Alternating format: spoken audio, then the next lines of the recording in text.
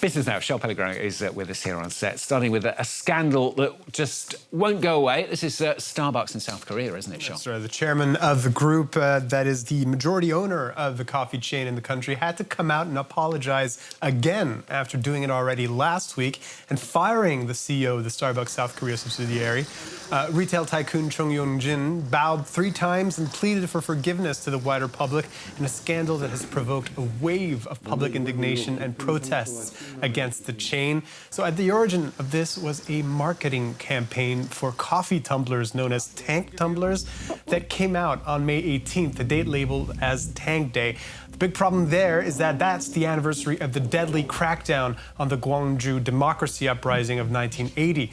And back then, the country was ruled by a military dictatorship, and it crushed the revolt, officially killing over 200 people on the day. The toll that many say could be even higher. And Starbucks is actually even suffering financially from this botched campaign, isn't it? Lawmakers and consumer groups have called for a boycott.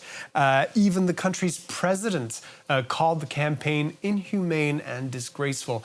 An official from the Shinsegae Group that owns Starbucks in the country said the chain had suffered a very significant drop in sales in the aftermath of the scandal, and shares of the group are falling while the rest of the Kospi index is going higher. So this is a significant hit for what is the leading coffee chain brand in the country, with about 1/3 of the coffee shop market share, according to some estimates. It could also be a hit for the wider Starbucks group. South Korea is its largest market behind the US and China in terms of number of locations, with over 2,000 stores. So, Shel, what on earth happened here? I mean, was this willful insensitivity or just an honest mistake? So the company is pointing to the latter option so far. There's an internal investigation going on, and it seems like there was a series of mishaps that led to the marketing campaign being approved, and that speed and immediacy was prioritized over careful editing. Never at any point a single objection was raised during the planning or approval stages. Employees involved said the connection with the May 18th date never crossed their minds, and it was also revealed they used AI for suggestions, but it's unclear at this stage whether those were used. More importantly, 7 officials who approved the campaign did so without even opening the attachment with the campaign designs. There are limits to what the company can find out, though. Take a listen. Our investigation to date has not found clear grounds to prove that the employees and executives involved planned the marketing in question with deliberate intent. This is partly a result of legal and procedural limitations on our internal investigation, including the refusal of those individuals to submit their mobile phones. The police has also launched a separate investigation. Anyone found intentionally mocking the uprising could be dismissed from the company and legal action pursued against them.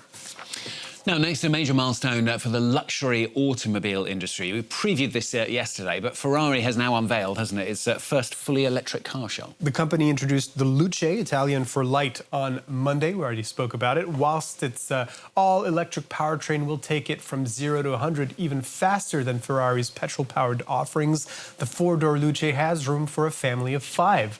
It's the culmination of 5 years of development at the iconic Italian sports car giant, but a potentially risky bet as other luxury and mass-market car makers have had to temper their EV ambitions amid mounting headwinds. Brian Quinn has more. Racing towards the future, Ferrari stable has a new thoroughbred, one designed not just to electrify the senses, but the motor as well. This is the Luce, Italian for light. It's the Cavallino's first ever all-electric model. Ferrari is a brand known around the world for their powerful and high-performance petrol engine cars.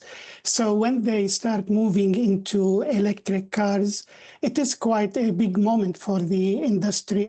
From 0 to 100 kilometers per hour in 2.5 seconds, it also sports room for 5 and a spacious trunk aimed at families who can swing its €550,000 price tag. It's the end result of 5 years of development in collaboration with the Love From design collective led by former Apple design chief Jony Ive.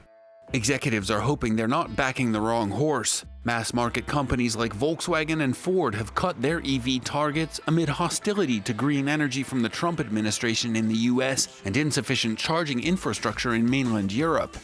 Meanwhile, other luxury brands like Porsche and Lamborghini have either scaled back or abandoned altogether their own electric supercar ambitions due to lackluster demand. Competition from China is also mounting. BYD has its own supercar, by some measures the fastest in the world, and is reportedly seeking to enter the Formula One competition.